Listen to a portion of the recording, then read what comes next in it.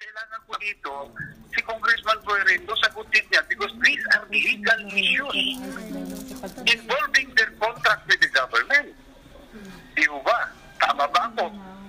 Yun po ang kaya niya, yun ang dapat niyang sagutin. Hindi po yung kung sino-sinong kung girlfriend na yan, gusto niyang ipasagot. Eh bakit naman gano'n? Eh siya itong congressman eh. Pwede ba ba siya? Di ba? Iba kasi yung nasa isip niyang issue, pinagpipilitin niya, ibang issue eh. Yun ang pinipilit niya.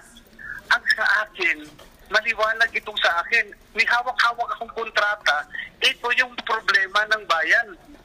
Kung ano man yung issue na nasa isip niya, wala akong pakialam doon.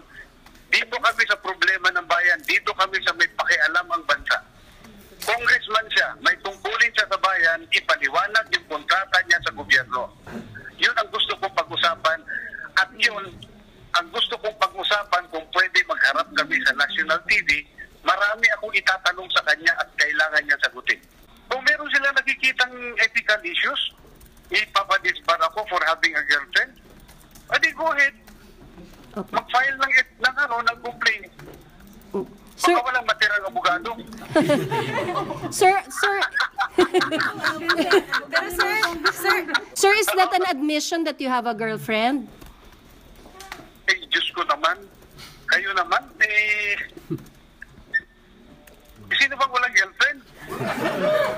Sir, ako wala. sir, boyfriend niya. Sir, ako wala. Sir, on another issue po sa impeachment. Sorry, sir.